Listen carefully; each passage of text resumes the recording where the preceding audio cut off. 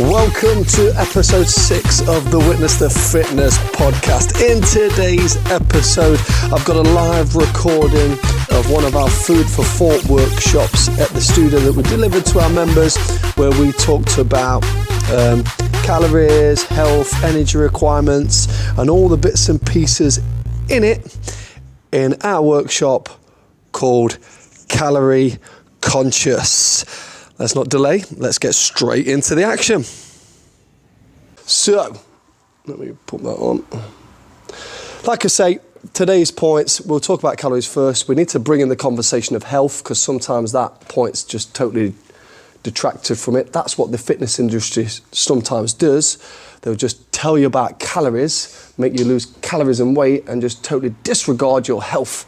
I'm not about that, unfortunately. I'd rather you be healthier than lighter, if that makes sense.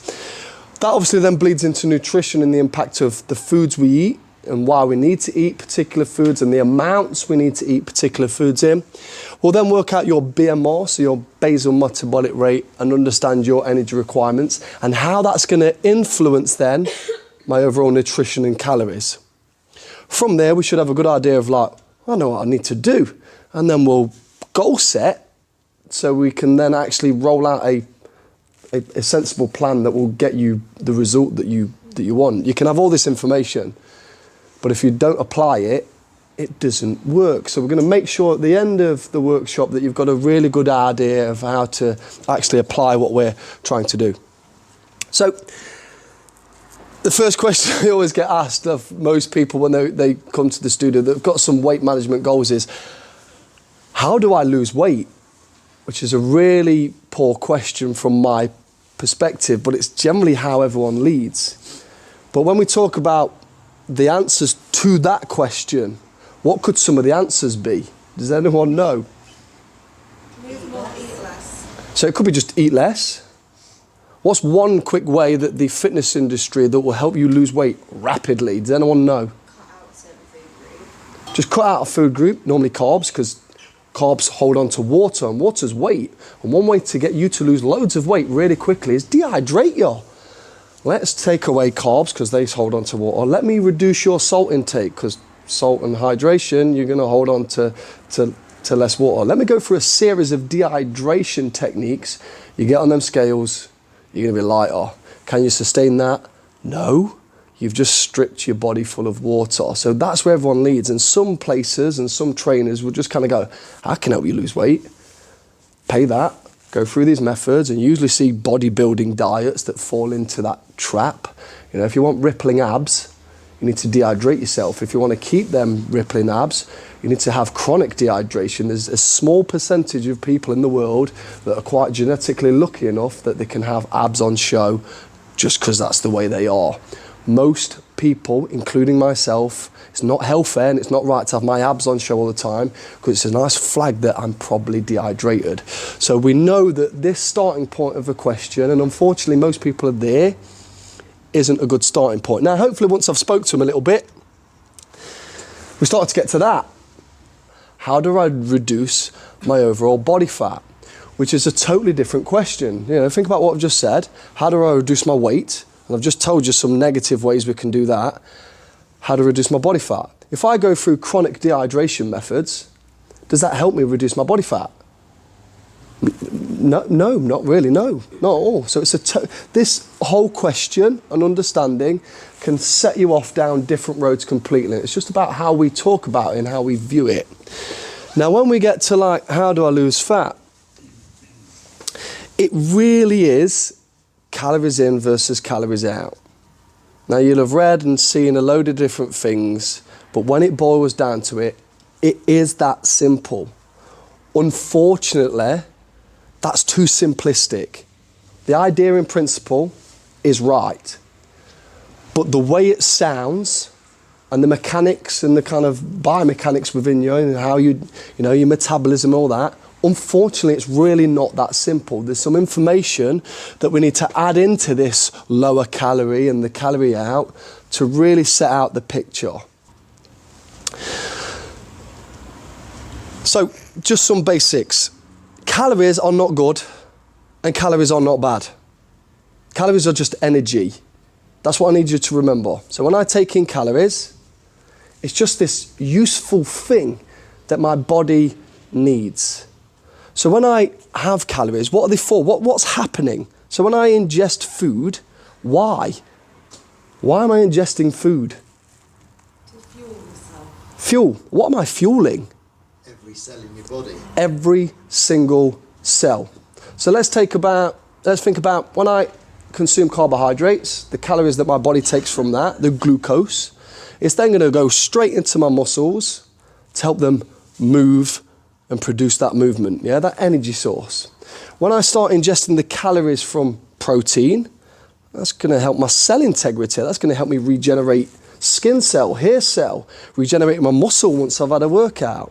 When I start ingesting the calories from fats, all of a sudden it's going to help as an energy source. It's going to help regulate my hormones. It's going to help me with my, my eyes and my hair, kind of the kind of beauty of them as such, how well them cells are repairing overall. My nerve endings are covered in fat and protein.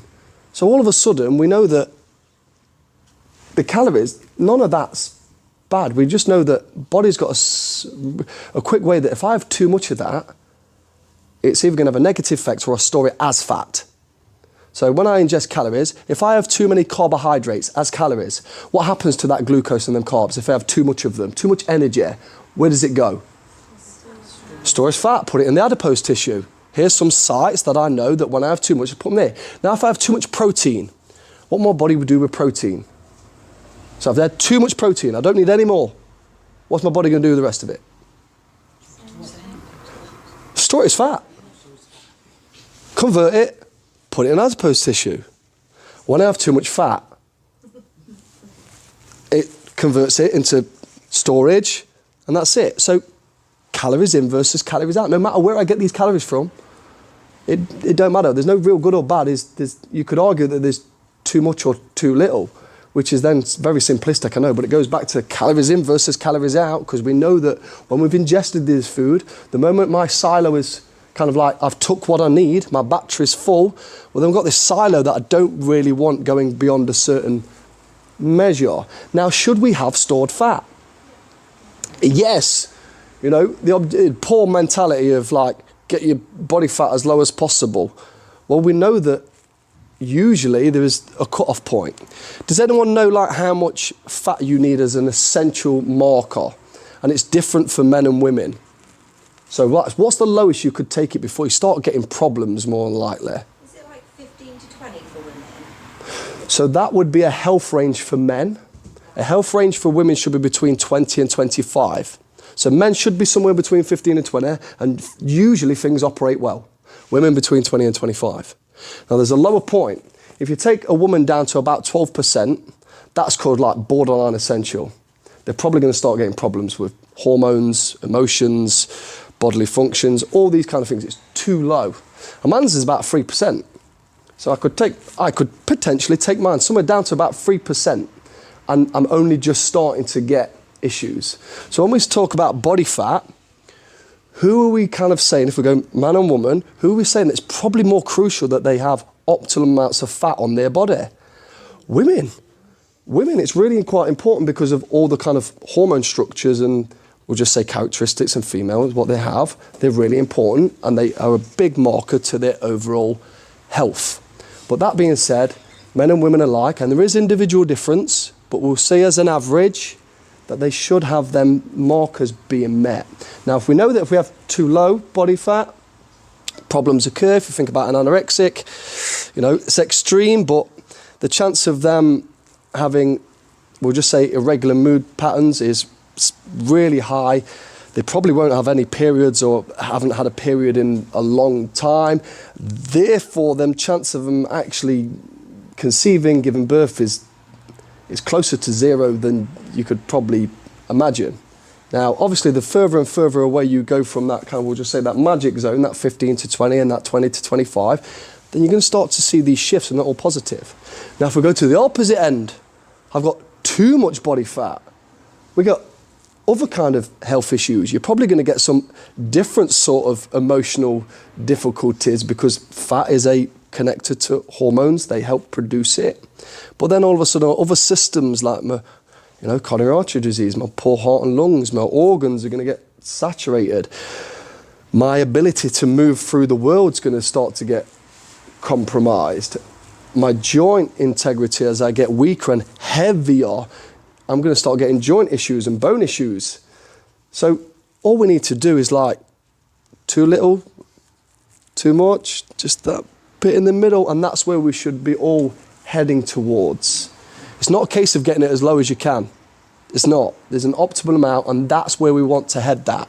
So when we start talking about calories in versus calories out, it comes back to this word that I'm probably going to say a lot tonight, balance. You need to understand your balance. What do you need? What's unique to you? And how do we apply that? And we're going to do that.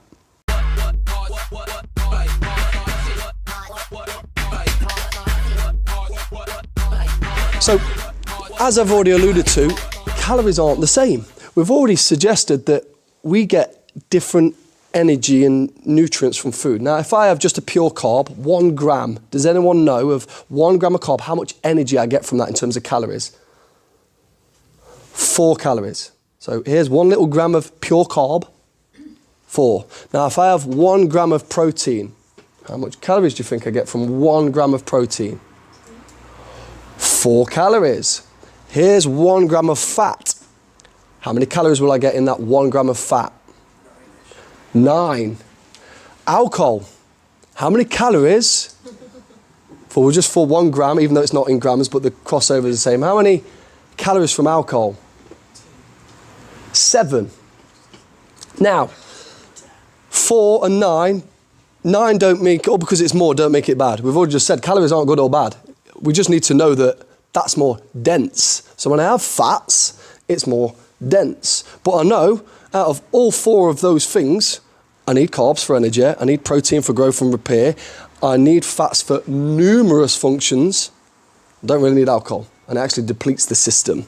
So there's going to be a point, and all of you will potentially cross this point, where if you drink alcohol and you're serious about wanting to lose weight, that'll be one of the biggest things that you need to come across.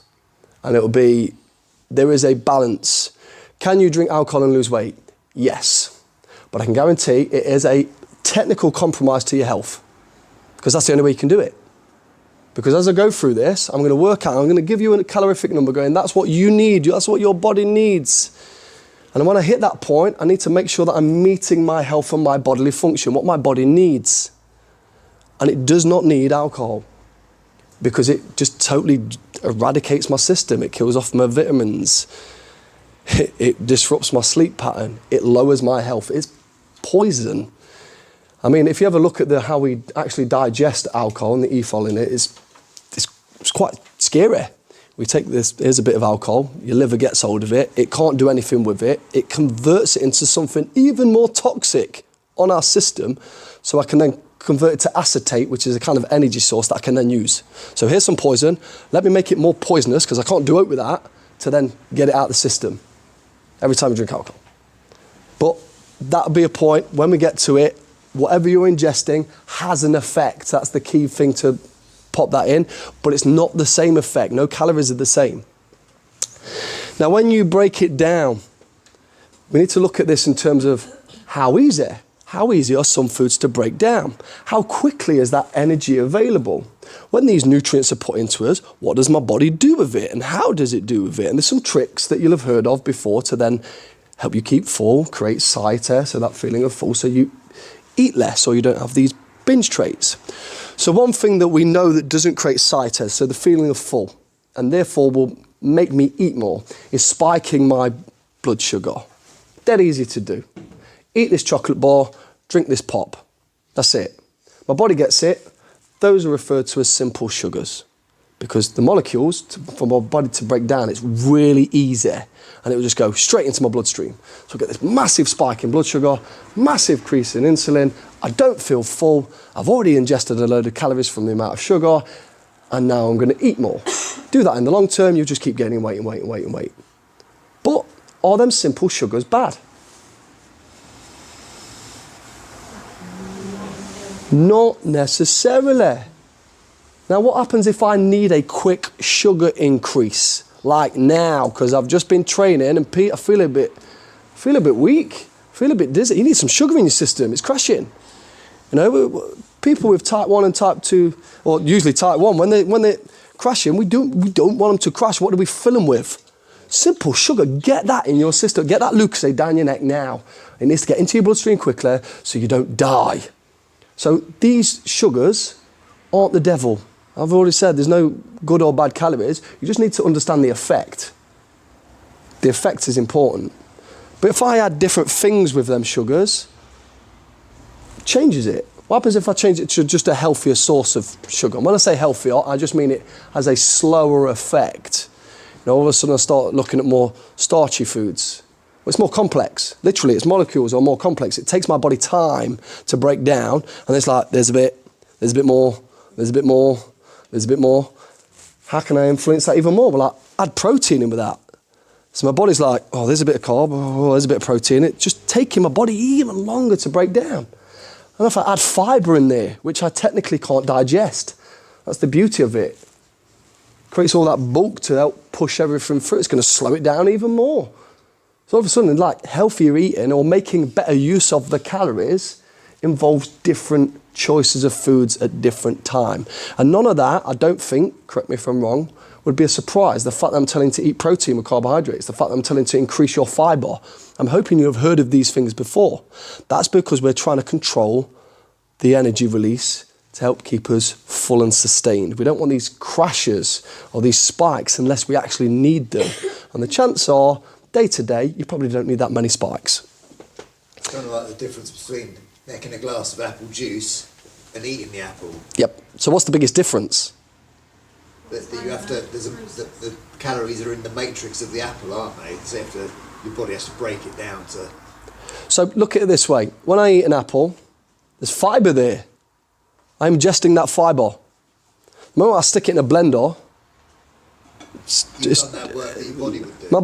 my body would have done that for me. It's now devoid of the fibre. There's now a lot more. I've simplified that sugar complex, and therefore when I drop it into my stomach, my body goes, in you go. Yeah. Where if I drop the apple in terms of its whole, my body goes, oh, there's a bit there, there's a bit of fibre, in you go. And it's just that little bit slower. So it's that kind of energy release overall, and you can see that with how you prepare certain foods or how you cook certain foods or whatever it may be, but it matters. Don't take away nutrients that we want or that are useful. You see some people take away nutrient because it's then less calories. Stupid. We've just said no calories have the same value. If I have 100 calories, but it takes my body time, versus 100 calories, it just goes, in you go. I've just said one of them is going to keep me fuller for longer, but it's the same value. How does that work? Because one takes longer, it's going to keep me fuller for longer. That's an advantage. It's also like the process of eating it as well. Like eating an apple takes time to eat, whereas like drinking orange juice, you just drink it and then it's gone. So it's all the little wins. We already know that there is some research out there that once your jaw has chewed so many times, certain hormones and signals are going to get fired off that go, we might be full, you know, just by chewing. So it's, you know, people that will just say don't chew, you know, let's go extreme. Let's go extreme. Competition eaters. Competition eaters. When you look at the sheer amount of food that they consume, you kind of go, I'm not even sure that fits in the stomach. Literally. So how, because you know when you hit a point, what happens? It comes back up. It's like you're near enough, like, I'm sure everyone's been there, it's just been Christmas, where you've been troughing and you hit a point where like, I can't fit any more in. Part of that is all the mechanics going off within the body, kind of like, we're done. So how do we bypass that? Well, one thing is like, don't eat, the stomach's empty, don't chew, just swallow it. It just hits the stomach. There is less sensors then going off within the body, hence why they can just keep troughing.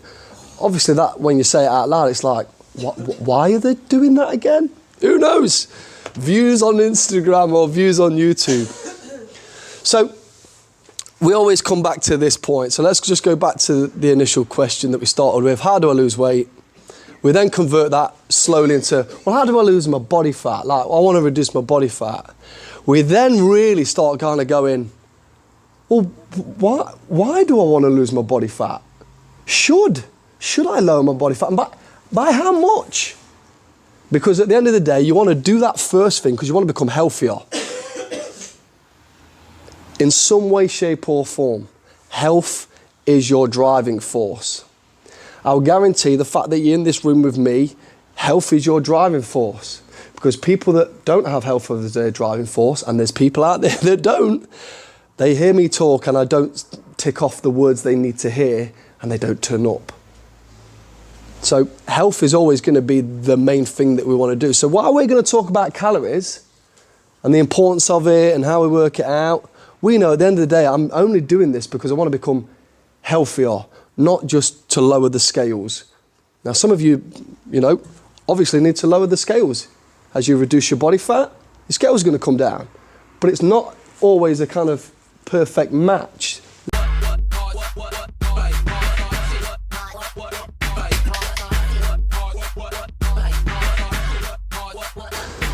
So how do we become healthier?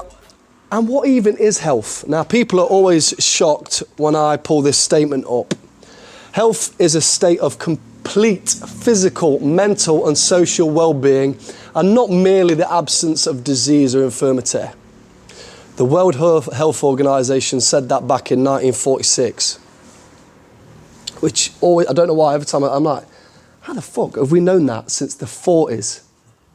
And when you look at that list, what do we deal with? We don't do physical health very well, because how many people train regularly? Hardly any of our society. I look at the numbers, it's frightening. Mental health, we're only really just getting on top of it, and we don't even really understand it because we go to polar extremes thinking it's going to help anyone, and it don't. And a lot of it's related to take these medications. We're not really helping people deal with problems that may occur in life, or even get ready to deal with problems. The social well-being, how well is our society more integrated now than it ever has been? I'm not quite sure. And we need these for health. So let me give you an example. I train, I am physically fit. I might not be healthy. I'm strong, my body's resilient, I can run, I can lift weights, my joints are super strong. My chance of injury is low. I might not be healthy. Because you know what? I'm depressed for whatever reason. And it's going to have effects on my body that then may cascade into other ways. Or, I'll tell you what, I'm strong, I'm mentally resilient, my relationship's in tatters. And it slowly starts bleeding into these two other bits. How often do we really contemplate our relationships and the effect it may have on our individual health or the health of our partner? It's tough. It starts to become a lot more complex. And all of a sudden, you may have the feeling like, I don't need to worry about calories at the minute. I need to worry about dealing with this thing that I've going off, because right now, my mental health, because I'm dealing with this, is a little bit more important than me worrying about counting my calories. That can come later. That's number 3 on the list. Number 1 on the list is this, because that's going to have a massive point. So, this is where it gets a bit touchy-feely, and I may upset people by saying this. If you're carrying too much excess body fat, technically you can't be healthy. Or because you've not got a disease yet. You ain't got type 2 diabetes. Well done. It doesn't mean you're healthy. Now, how can I say that? Because there's research. We've done this for years and years and years. We know that when you break away from them thresholds that are given you, the probability of developing weight-related illness like type 2 diabetes, coronary artery disease, all those kind of weight-related illnesses that we get around the heart and the lungs and all the blood sugars increase quite rapidly. And everyone that needs to then we'll say, deal with their health in some way, usually goes down threefold. It won't happen to me, even though there's indicators. They'll then get some scare, low level, high level, they'll go, it might happen to me. And then inevitably, the moment you've done that second thing, what happens? The third. If you hit the second, you're going to hit the third. It happens. You see it all the time. I had a frank discussion with my brother, because he was my brother and I could get away with saying it. Where when I saw his stats, I'm like, Colin, you're going to get type 2 diabetes. You're going to get it. I don't know when. These stats are they're bad. Sort yourself out. Like, you're not, you're going to be a stat. If I was to put you in these, here's a load of stats. If I was to put you in there, you're going in there, that part, the risk part, you're in the risk part. Deal with it and start moving forwards. So it's not, I don't want you to see that as scaremongering. It's just like the truth. The truth is tough sometimes, and understanding that the pinnacle of your health isn't always in calories. We may need to know that. There's some things that you probably need to work on to be healthier and to move forwards with your life, to be resilient in all its patterns. And that might be an element of physical, that might be an element of mental, the emotional, that might be an element of working on relationships. It's all in the one thing. Now, when it comes back to healthier, this is how you do it. And this is really simplistic, but at the same time, a lot to do. So I'm just going to read this out. Eat a balanced diet which gives your body optimal nutrition to function. I meet my body's needs, not my personality preferences. I like them foods. This is who I am. That's just me in terms of like my mental capacity. I'm talking about my body like it's a separate entity. I give it precisely what it needs in terms of into the mouth, along with adequate sleep and stress management. 2 massive talking points, by the way, that we've not got time for. Build positive and meaningful relationships, exercise daily, and then what we're alluding to, keep my body fat within the ranges that they should be for health stats. Now there's some of it, when you look at that list, you'll have probably gone, got that, that's all right. That one needs work on, that one needs work on. Technically, calories only matter when you're working on maintaining a healthy body fat range and maybe optimal health for like function, because we know we need certain amounts of certain things. They bleed into others, this is where it gets more complex. Will sleep affect my nutrition? Yep. Yes, it will. I have a poor night's sleep, you will be programmed to pick up high fat, high sugar. You won't even be able to help yourself until you get adequate sleep. Can exercise affect nutrition? Yep. Do a kick-ass session. Just if you've not got your diet sorted, just you watch how hungry you get.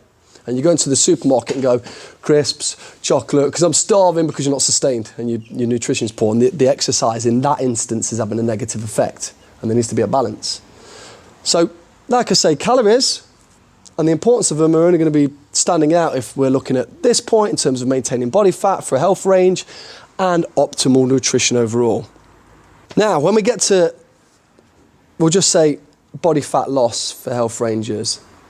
The idea is to sustain it for life, would it not be? So when I lose this weight, I don't have to do it again. That would be optimal. Now, do you think that's the typical experience of people? No, a lot of shaking heads. What do you think the typical experience may look like? Yo-yo. I'll go through excessive weight loss, and then I'll come back fatter than I originally started. I'll then go through something similar and then get even fatter, and then do it again, then get even fatter. Then why am I keep saying this? Because we've got evidence of that as well. There's decades of research that people that yo-yo diet put on more weight than they first started. Why is this? Is that because dieting and monitoring calories don't work? No. That's because the method they applied was not sustainable. You cannot do it in the long run. So I'm going to name drop, or you can name drop some diets or some fad diets, and I'll give you a reason whether it's sustainable or not and why it's probably not sustainable. Anyone want to start? Cabbage diet. Cabbage diet. Right, let me just say this. You're just going to give me a yes or no. Would you be happy to eat cabbage soup for pretty much every day, pretty much, for the rest of your life? It's not sustainable. It's not sustainable. Give me another diet.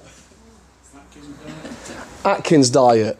Right, you pretty much eradicate carbohydrates. You eat nothing but protein.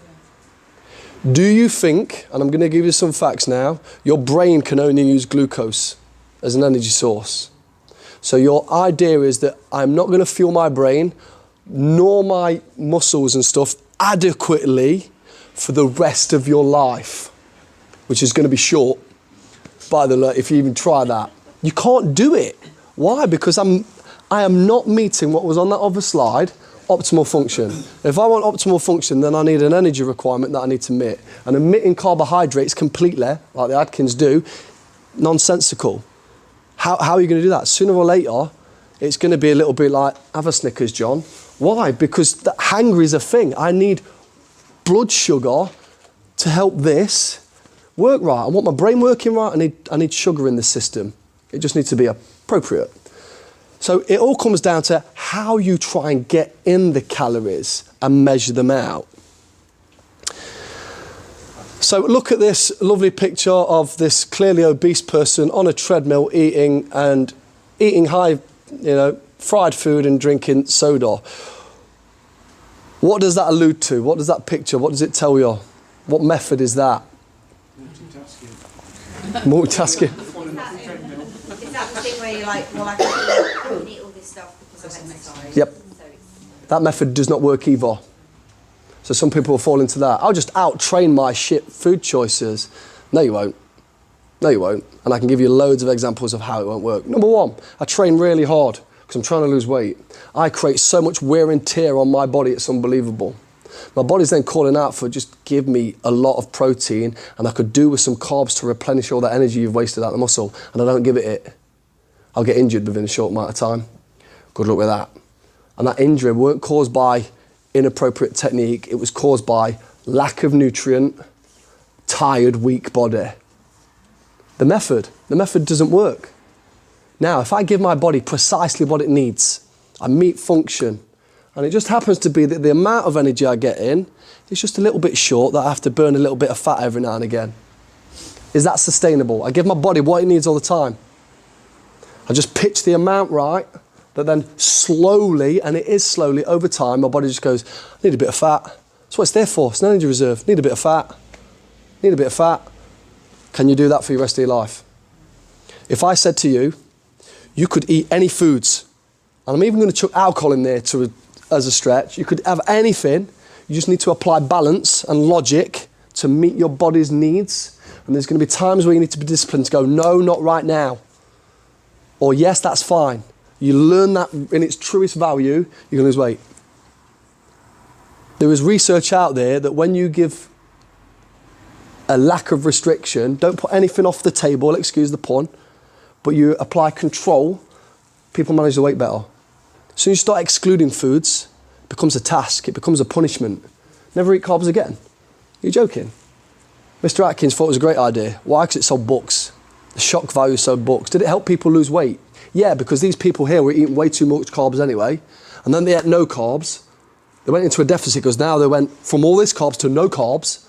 They've not really adjusted anything else in their diet. Would they lose weight? Yeah, because there was this reduction overall, but they can sustain it.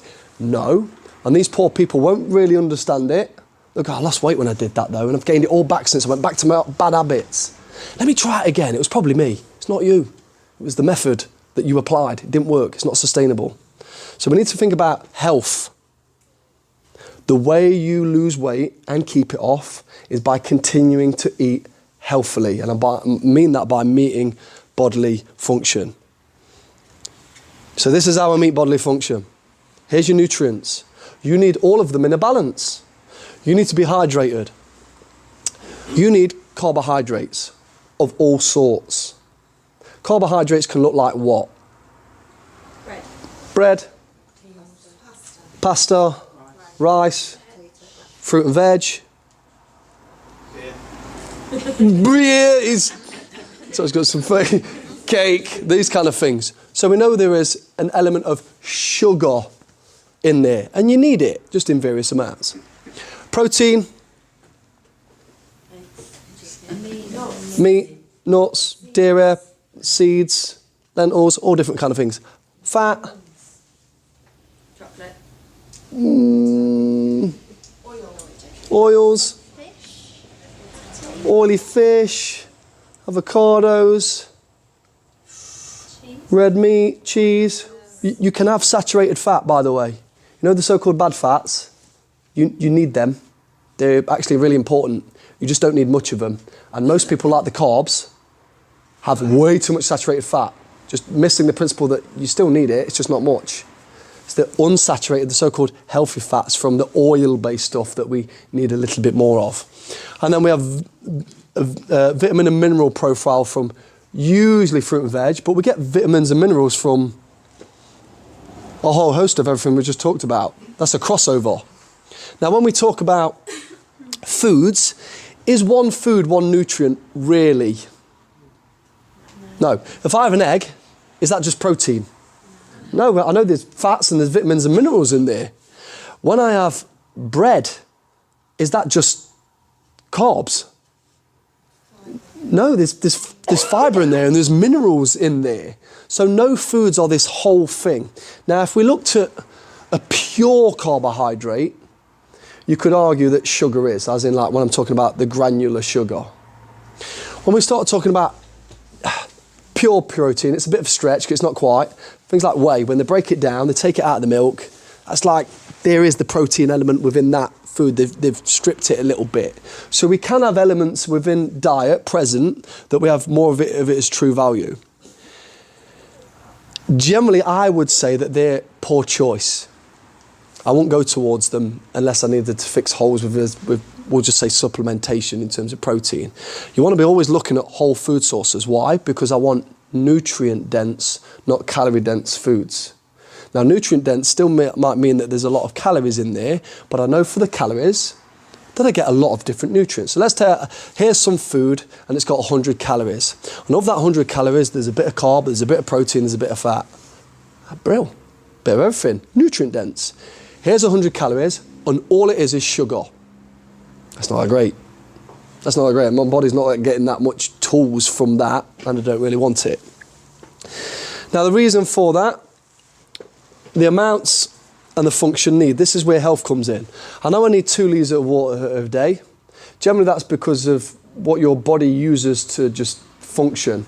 Breathing, weeing, pooing, lubricating joints, all those kind of things. You need about 1.5 litres a day, and then the other 500 mils from kind of sweat. Obviously, the hotter the climate, what's going to happen? Go up. The colder the climate, generally, sweat, you know. But bodily function alone is going to need about 1.5 litres. It would be nice if we could just meet that demand. Things would move better. Multifunctional. What do we need water for? Cell integrity, organ integrity, joint lubrication, the buffering my brain so it don't get battered around, keeping my blood pressure stable. If you're dehydrated, guess what happens to your blood pressure? Gets thicker. Gets thicker, your blood gets thicker. It's got water content. So therefore my heart's going to start really pumping really hard because it starts to become less watery and starts to become a bit more sludgy. It's important. Carbohydrates, now this is a huge amount different. You need to be between 40 and 60% from sugar. Why such a big divide of like percentage? Because 20% difference of the amount of carbohydrates you need, why is that so big? Active. It always smacks the irony of me because anyone that sees the amount of food I eat, they go, I eat all that food because I eat a lot. And I'm like, the other day you went, I can't believe how much you train. So therefore, do you really think I could do all that training, have all that physical output, unless I fueled myself? No, because there's going to be a couple of things, right? The moment I try and do what I do and then do not meet that energy demand, I'll get really tired really quickly. You'll start to see it really quickly as well. And you'll probably see me like carrying injuries because I've not been in a position to deal with that energy output. So it's going to fluctuate depending on how busy you are. Protein, you need between 15 and 25. Again, it's a smaller gap, but why is there a gap and why is there a sliding scale?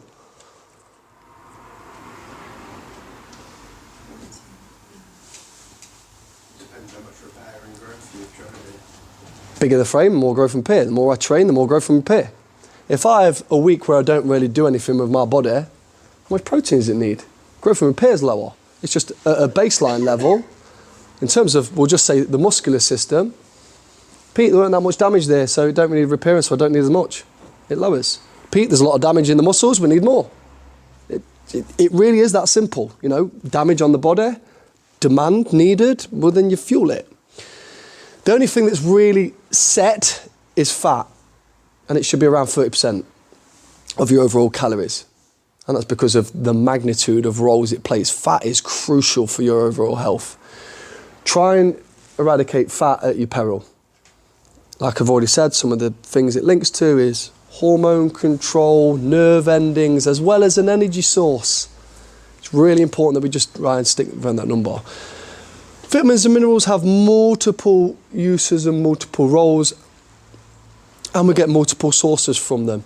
What's the kind of government guidance from a simplistic, easy way? What do they always say? 5 a day. And to be honest, you probably can't go wrong for that. And that would be a minimum, by the way. 5 a day minimum. And that's not all fruit. That's with veg as well. You see some people's 5 a day, it's like fruit and fruit and fruit. It's like, yeah, it's great. There's some fibre in there. There's quite a lot of sugar still. You know, if you look at the sugar versus a handful of grapes versus, I know it don't sound appealing, but we're on about health. Here's a bit of a lettuce leaves or whatever. It's like, which one tastes nice? I get it. It tastes nicer, but we still need this variety overall. So that's the breakdown. The question is, well, how much do I need? Because that's the breakdown of it. What's the whole number that I need to roughly break that down into? So when we start talking about energy requirements, we need to work out first a basal metabolic rate. Basal metabolic rate, you need to see yourself as a really complex battery. If I was to lay in bed all day and not move, some people's dream, this is the amount of energy I'd need to just sustain my human body at that current state. No movement, just my gut digesting, my brain thinking, me blinking, everything going off within me. This is the baseline rate. The way we do it, or the way I use a Schofield calculation. Now there's loads of different calculations out there. I've used, I think all of them. Honestly, I think all of them. And they all come out with a similar score within 100 to 150 calories in the end. It makes some assumptions. We need to bear that in mind. So get your phone out, get your pad out. We're going to work it out. Now, you need to know your weight in kilograms. I'm hoping you've done this before when I told you to get yourself on the scales. You need to know your weight in kilograms. Now, obviously, men, women, why is the difference? Because generally, men generally carry more muscle mass and are bigger framed. Women generally carry more fat and are generally smaller framed. It's just the way it is. Generalizations. So I look for my age in my category. So I'm men under 17 would be 17.7 times the weight in kilograms. Plus 657. 18 to 29 years men, 15.1 times the weight in kilograms, plus 692.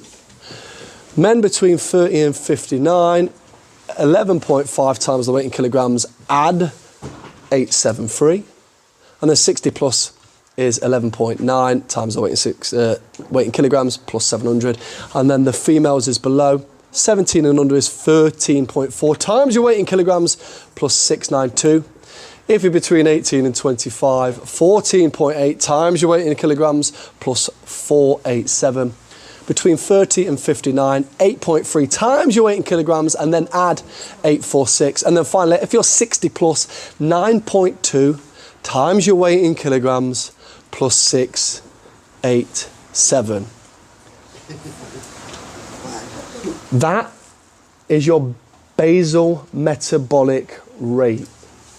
I'm going to assume it's somewhere, depending on your size and gender, somewhere between 1,200 and maybe up to 2,000. Somewhere between there, give or take. That is your basal metabolic rate. So what was yours, Roger, if you don't mind me sharing? 1827. So we're just going to simplify it because we know this ain't perfect. It's going to give me it's not a bullseye. It's a kind of loose area. So we're just going to say 1,800 calories. So Roger, with no exercise, just to sustain his size and his weight, I'm going to talk about weight. I'm going to make some assumptions I'm going to cross a minute. He needs 1,800 calories every single day. Including when he sleeps, because he's still alive. Yeah. Has everyone got their basal metabolic rate? Right. Now, just to add complexity to the issue, because these things aren't simple. There is a standard error of estimation because that calculation is making some assumptions about you that may not be true. So the standard error, they usually say that your BMR may be out by 5 or 10%. The reason for this, it will underestimate calories needed for people with high muscle mass. So let's say I weigh about 87 kg, and a lot of that weight is muscle, because I'm massive. It's not going to tell me, because it's going to make some assumptions that probably a lot of that weight is more fat than it is muscle. It's made some assumptions. And let's reverse that. Of my weight, I weigh 87 kg, but a lot of that weight, more than it should be, is body fat. Well, it's going to assume that some of the calorie need for body fat into fuel, that don't need fuel. That is a fuel source waiting to happen. So it's assuming, and therefore it's going to overestimate. It's going to tell me to ingest more calories because I'm just going to say close enough to the fit and healthy. A way to estimate this really, or to understand these differences, are you carrying serious muscle mass? No one in this room is. No one. Right? A really easy way to, and this again makes another assumption, but it's going to bring us close to the mark. If your belly is wider than your hips or just as wide, you're carrying too much fat. I ain't worked out your body fat, but just by doing that crude measurement, we know it correlates to visceral fat around organs. Your health is going to be compromised. So if you know that your belly button area is pretty much pitching up to your hips and beyond, we need to lower that amount by 5, maybe 10%. Make sense? So it may need to come down a little bit overall is what I'm saying. Now, once we've done that, so let's say for argument's sake that I'm slightly overweight, I'm carrying more than 30% body fat. I took off 10% from that BMR. So all of a sudden now, if I use Roger's example, I'm no longer 1,800 BMR, I'm closer to 1,700-ish. Yeah, I've just made a slight adjustment. 100 calories, not much, is it? Matters with compound interest over time. It matters. So I've made that adjustment. I then need to look at my activity level, because that's the second thing. So I've got my BMR. Now, how physically active am I? Now, I'm going to times my BMR by 1.2 if I'm really sedentary. I really don't do much, which is most people in the UK. All of a sudden, you kind of go, that's not many calories, is it? Yeah, because they don't need that energy. Now, most people in this room are going to be somewhere between, and you're going to hate me saying this, being physically inactive and moderately active. Now, let's see the bridge, because this inactive point, it might be soul destroying because you're not active enough. Do you meet guidance which is set out generally by the government? Are you active pretty much every day? And when we look at real physical activity in terms of cardio strength, are you working out between 3 and 5 times per week? 3 being cardiovascular, 2 being strength. Generally pushing your heart rate up into the moderate and high intensities, yes or no? Most people go, nope, which is totally fine, because we need to pitch the number right. Now, could we go in between 1.5 on some weeks? Probably, which is fine, that's up to you to do. So you're going to be somewhere between 1.4, so 40% added onto your BMR, and 1.6, 60% added onto your BMR. I can quite easily say that I'm an athlete because I train multiple times a day, usually 6, most of the time 7 days a week. That's why I can get away with pretty much doubling my BMR. Hence why I eat so much food, because there is an energy demand on my body. It just needs to be pitched right. But all because I train a lot, does that mean that I can just eat what I want and have as much as I want? No, because the moment let's say I have, I'm just going to double out the calories. So all of a sudden, instead of, I'm really fit and healthy, my BMR's 1,700. I've doubled it out. I need 3,400 calories. That's what I need because of my energy demand. But I have 5,000 calories. Will I get fatter? Yep. And it don't matter how much exercise I do because I've gone beyond. What's DPW? Days per week. This is where the consistency element comes in. You know, let's be honest. Let's just go over the last 4 to 6 weeks. Have you been doing that? Moderate. So if you're quite sedentary most of the time, you're training, let's just say really sporadically, you're going to times your BMR by 1.2. If you're fairly inactive, you train a little, but it's not near the guidance, then you're going to times your BMR by 1.4. If you're moderately active, you're going to times it, so you're hitting what would be considered the guidelines between 1.6 and 1.7, so you can add on 60 and 70% on top of that BMR. Has everyone done that? So you've BMR, and then you've added on your physical activity. There's no stupid questions? Well, there is, but we know. So this whole thing around moderate exercise, that 3 to 5 days per week, so if you came to 3 of your classes every week, is that a moderate exercise, or is it more like... I'm going to say yeah, because we're here, but... Do you see what I mean, though? Is it... So, let me give you this example. It might explain it better. I go for a little jog, and my heart rate barely breaks 60%. Is that moderate intensity? No. I've not worked. How much does that count? I'm going to say don't. Now, there's some people that would completely rebuttal what I've just said, going, it's better than nothing. But we need a stimulus on the body. There needs to be an effect. There needs to be a heart rate increase. There needs to be strain on joints and muscles. That's what moderate exercise is. This is where people come unstuck with walking. Is walking an excellent way to lose weight initially in terms of burning calories and helping people with this? Initially, yeah, but it soon burns out. Because how hard can you really get your heart rate up walking once you've built up a baseline?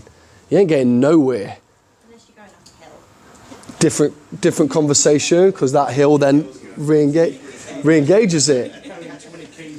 But what we need is that impact on the heart and the system. We want your system working. That's where it needs to be. Does it need to be as high intensity as possible? No. It just needs to be working. That's the main thing.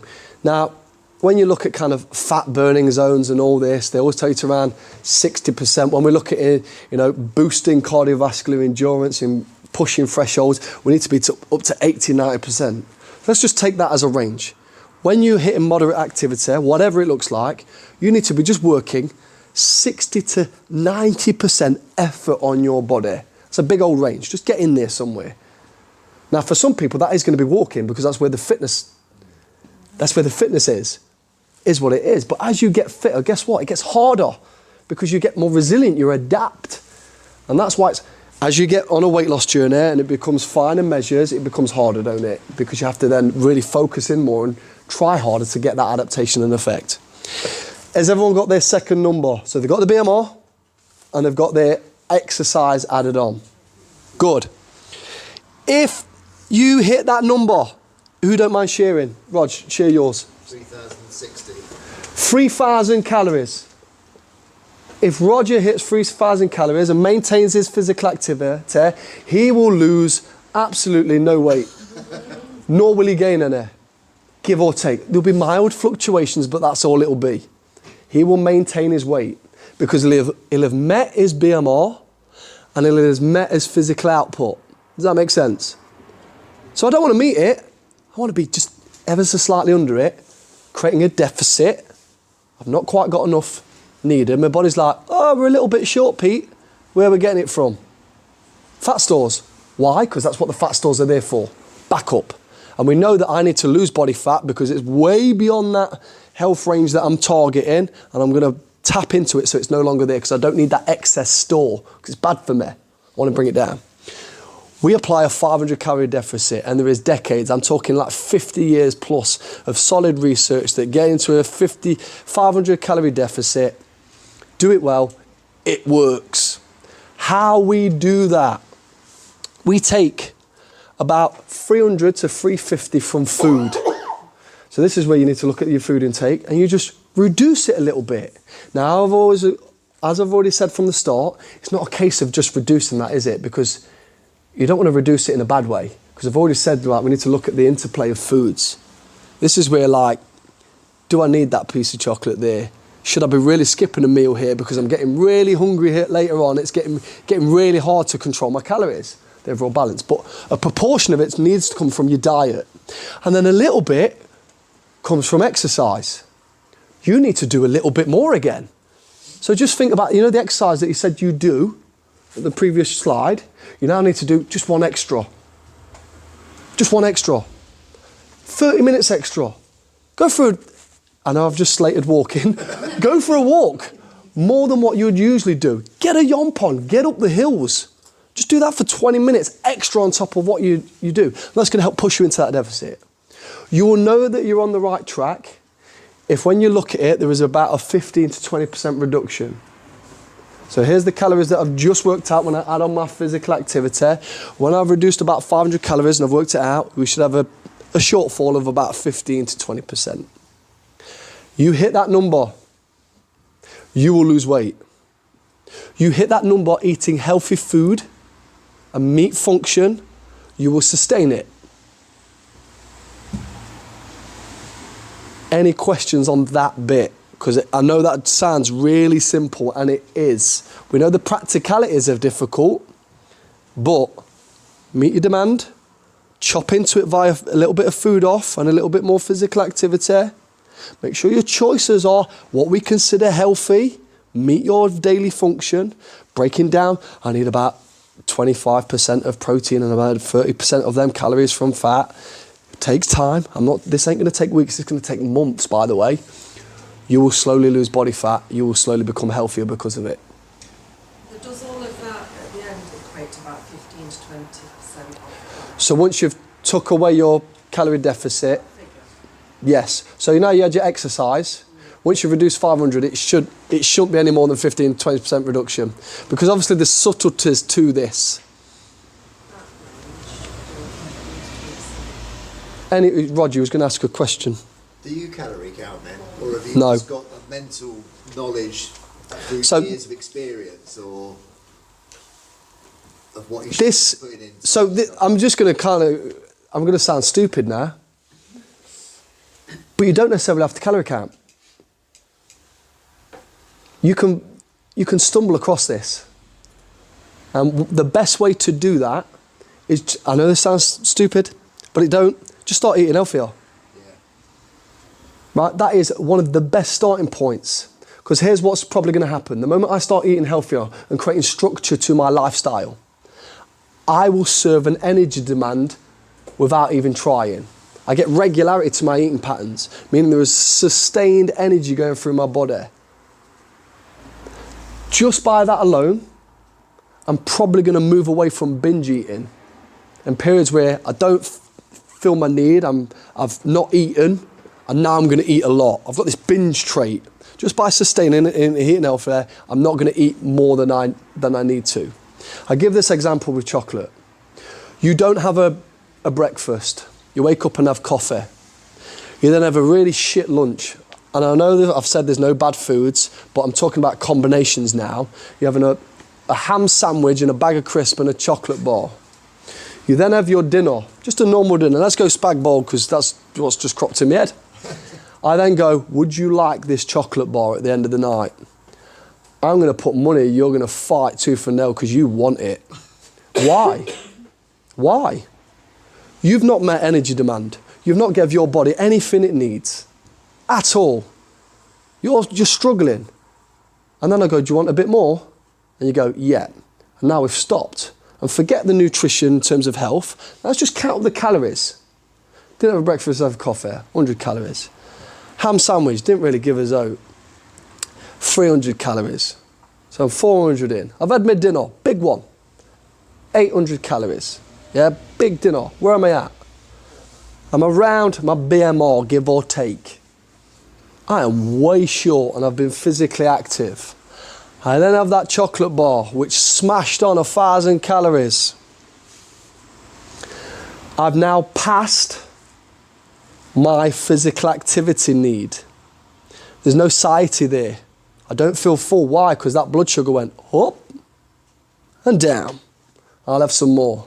You've now broke the energy demand by maybe 500 calories, maybe 200 calories, maybe 100 calories. It's a sliver, but it's a surplus.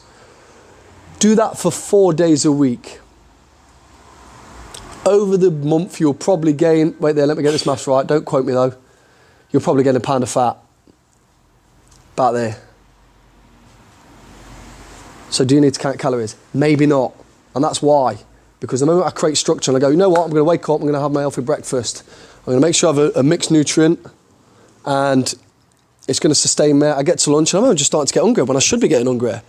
And then I won't have some shitty ham sandwich. I'm actually going to have something that's going to sustain me. I'm not even bad mouthing a sandwich. I might have a sandwich, but the bread's more wholesome. The filling is more wholesome. And then the things I'm putting around it are more wholesome. I'm not having basically fried potatoes. I'm having something more, I'm having a side salad with it with some rice or whatever it may be. I'm getting nutrient and then I have my dinner and then I go, would you like that chocolate bar? There's now a choice. You will make a choice. It'll be like, no, I'm all right.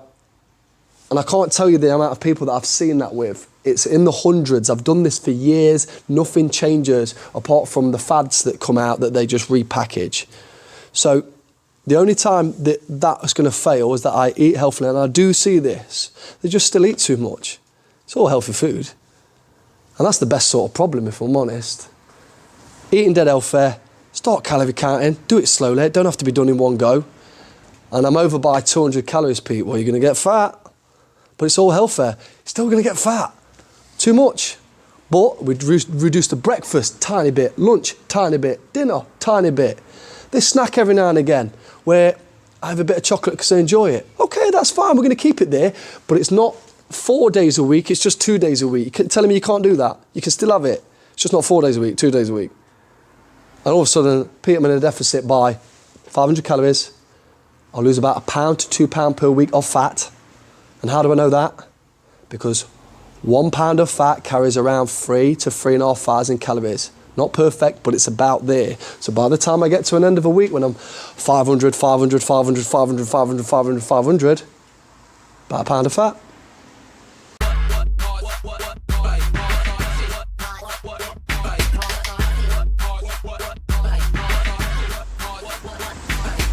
So we've talked about some of this. These are just some pointers to think about calories and we'll just say management of said calories. Fat loss and health aren't the same thing. We've already alluded to that. I can lose fat and not be healthy. Could I lose fat and eat nothing but McDonald's? Yeah. I could eat nothing but McDonald's. And as long as I hit my calories, I will lose fat. Will I be able to sustain that? No chance. Not an absolute chance. You're going to be absolutely starving in points because your body's not got nutrient it needs. That's why you can't last it. They're not related in that way.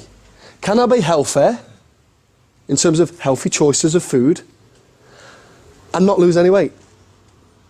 Yeah, because that's where it boils down to calories in versus calories out. The question is the method. How are you applying the method? We want it healthy, we want it sustainable. Digestion matters. How do we know that? Well, no foods are the same. We've already alluded to that. Let's look at carbohydrates. We've already covered it. Here's some simple sugars. Going to digest rapidly, get into my blood sugar rapidly, not make me feel full. Probably going to eat more further down the line. Here's a more wholesome carbohydrate. Takes my body time to digest. It's going to sustain me. I'm going to feel fuller because of that. I add in protein and fibre with that. It's going to slow it down even more. Would you like this chocolate bar, Pete? No, I'm all right. It really is that simple, because I understand the digestion and mechanics and when I choose to eat foods or if I decide to eat foods. It don't mean these foods are bad. I just understand what it's going to do in my system and whether it's a good time or a bad time to do it. This one's a big one. You can't save calories. You'll see some people that save calories usually for alcohol. Fool's errand. You're going to destroy your health. So I need 2,000 calories for argument's sake. Because I would like quite a few alcoholic drinks, I'm then just going to eat 1,000 calories from food, saving me 1,000 calories from alcohol. It is not the same thing. I need 2,000 calories to do what? Meet my function, meet my health. So basically by saving calories, I've only done half that job. I then apply this alcohol, which is technically poisoning the body, meaning I'm probably going to need what? More tools and nutrients to fix the damage. Now, as I already said, does that mean I can't drink alcohol? No. But the hole is a lot shorter. And every time you take alcohol when you're on a weight management trip, technically you're making it longer or a little bit harder, which is totally fine, by the way, as long as you understand that. Can you still lose weight drinking alcohol? Yes. Yes, you can. Can it be part of a balance? Yes. But you're going to have to be disciplined. You're going to have to be parts where you go, nope. And there'll be parts where you, I hate to say this, make it fit. But that's not by saving calories. That might be on one day, I'm just going to undereat a little bit more. It's going to be really nutritious still. But on this day, the calories get taken over. So when I add it all together, I'm still within that deficit point. Me personally, I don't like that approach, but that's my personal preference. It can work. I've seen trainers that apply it and it works fine, because you get these people that love a weekend. So therefore, your weekday has to be shitter. That's the way I see it. You might not see it that way. The way I see it is like, let's spread this out a little bit more. Try and make the Monday to Sunday a little bit more consistent. We don't have these peaks and troughs, because the moment you lose control, the peak and trough goes boom, and then all of a sudden you're back on square one.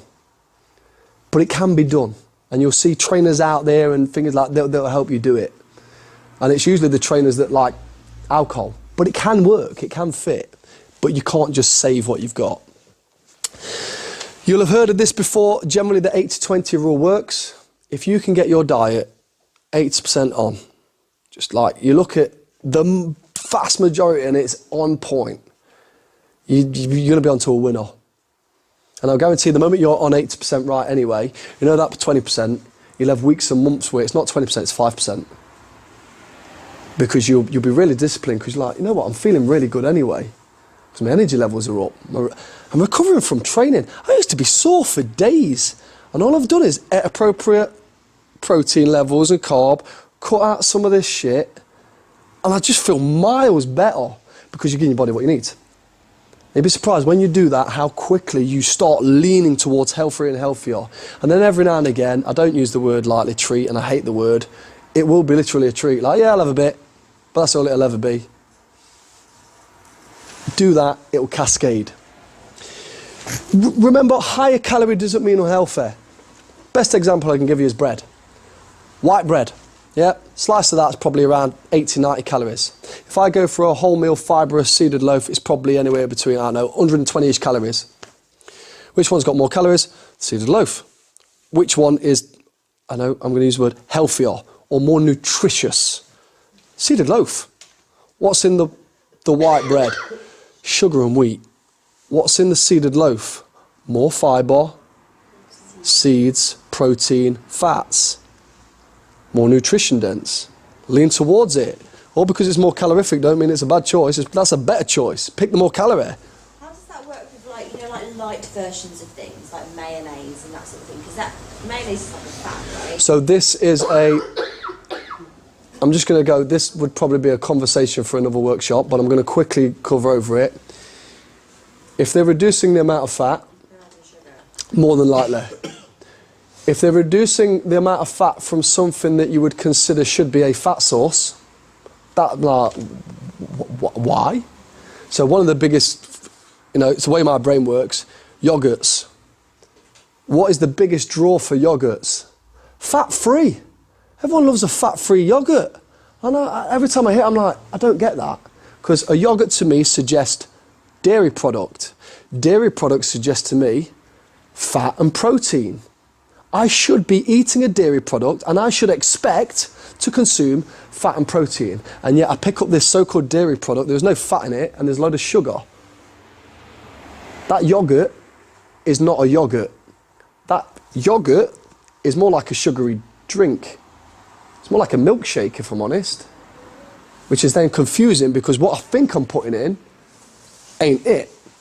And you'll do this now with foods. Like, honestly, one of the best bits of advice I can give you, when you look at foods, that food what you're consuming, do you get what you expect to get?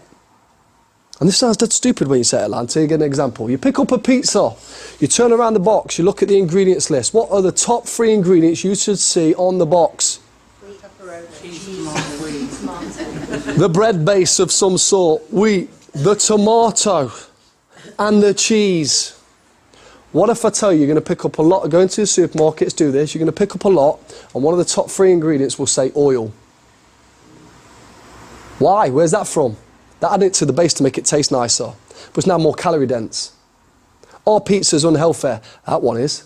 Why? Because it's got a food nutrient in there that I'm not even expecting. And I already know fat is calorific. Don't mean it's bad in terms of the end, but now I'm probably underestimating how many calories are in that because I'm really not aware of the amount of oil they've added into that. Same when you go out eating. Go to a restaurant to do the same thing because it tastes nice.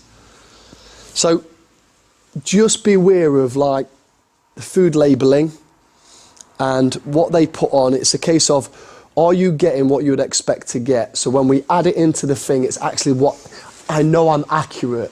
Unfortunately, food manufacturers and supermarkets, they're not going to help you. They just want you to part with your money. That's it. So spend time, pick it up and understand your food choices, what's actually going in. And therefore, low calorie doesn't mean necessarily healthy and better. Yeah. Now, as you go on a weight loss journey, maintenance stages are important. Now, as I go into a deficit, my body's going to adapt. It's going to adjust. And I may get to a point where what I've set up no longer works. And I have to readjust and build it up from that point.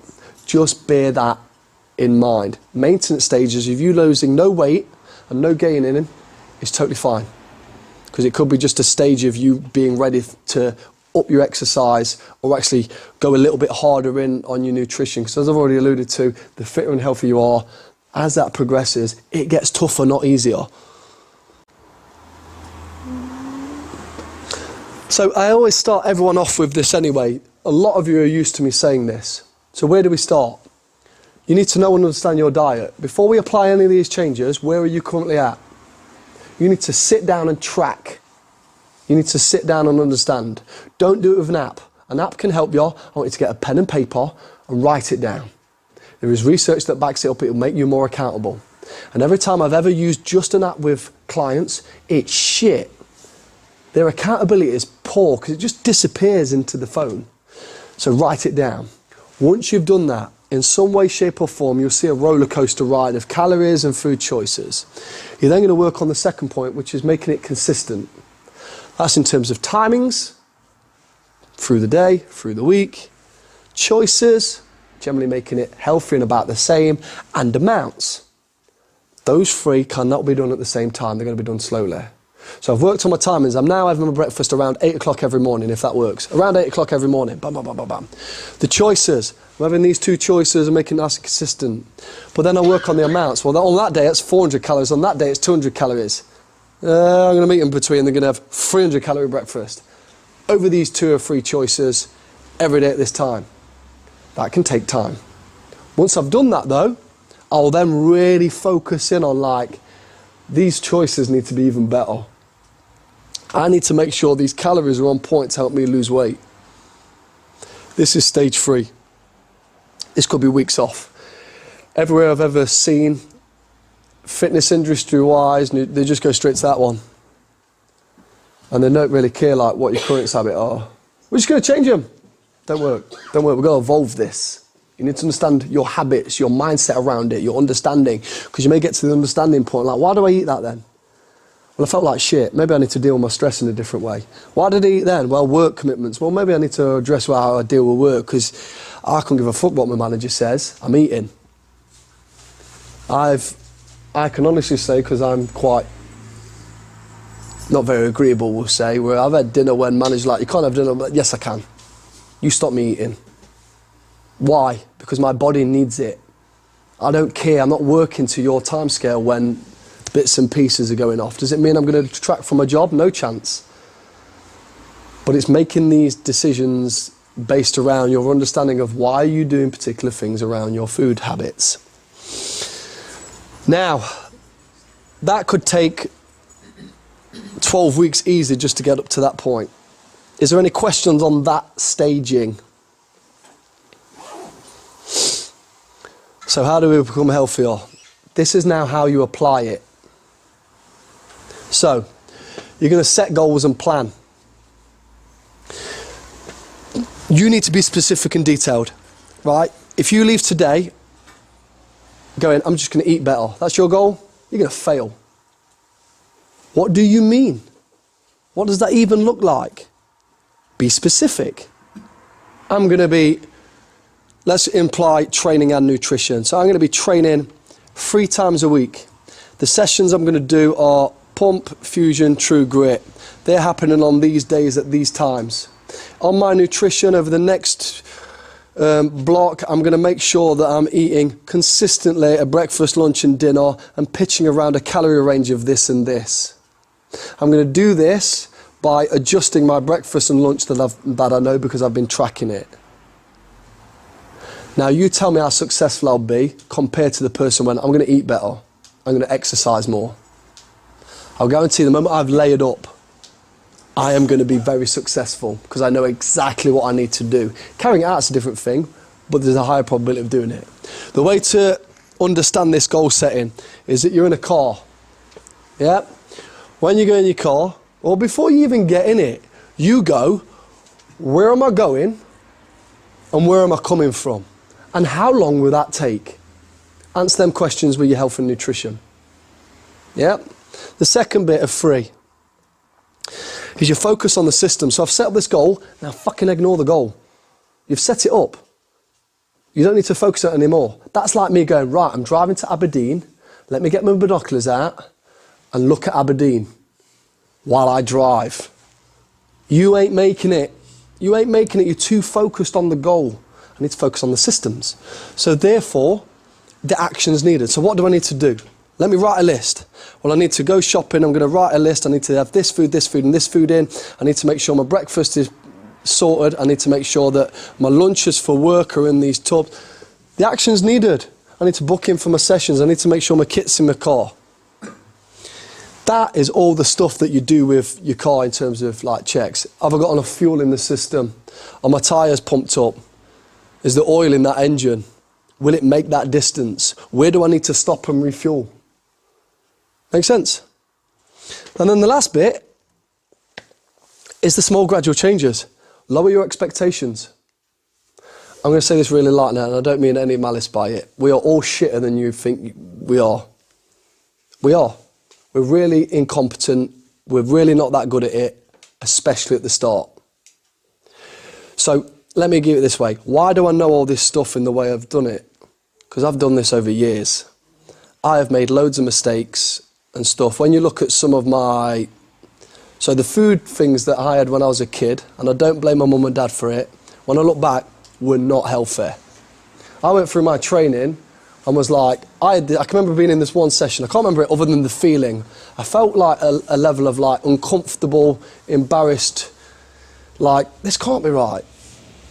Because this person that's teaching me is pretty much telling me that everything that I've ate generally as a child, not all of it, but large portions of it, I shouldn't have been eating because it's not that great for me. Pot noodles and a yoghurt every Thursday night. Now don't blame my mum and dad for it. Because that's on me now. I'm like, I have better information, I need to deal with this. So I've gone through stages. And wherever you are on your journey, you're going to have to go through these small gradual changes, lower your expectations. You're probably not as smart and clever around it, and that's totally fine. Just make them little bits moving forwards and you will gain experience overall. And this is what you talk about actually driving the car. Go and try it.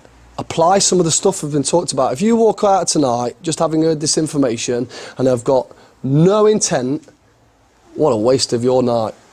You might as well just stayed in and watched TV. If you take this information and just go, okay, mirror signal maneuver, let me try this out. Will you be successful the first time? No. If you are, well done. You've struck it. You've won the lottery.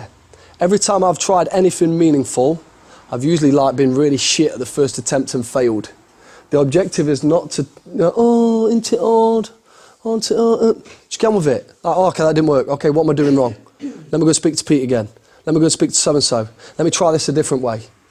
Let me bring in these timings. Let me have this and this and this. Just adjust something, mirror signal maneuver, and then adjust through it as you go. So, make a plan. Be as detailed as possible. List all the systems you need to do, because that's what's going to drive you forwards to your goal, and then drive yourself there.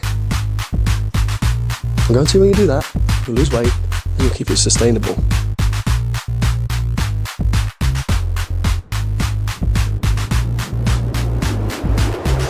And that's the end of today's episode. A massive thank you for joining me again on Witness the Fitness podcast. If you have got any questions in general about anything you've listened to today, then don't hesitate to get in touch. The next podcast is going to be Fat Loss, the facts. I'm going to give you all the information about fat loss, what it is, how we define it, how we achieve it, how we maintain it and sustain it. The whole facts, including what research says. Research-backed ways about fat loss. So make sure you tune in next time. Anyway, have a great day. Enjoy. Stay fit, stay active, and I'll see you all soon. Thanks for joining us for today's episode of the Witness the Fitness podcast. The place to be for everything fitness, health, and nutrition. Tune in next time.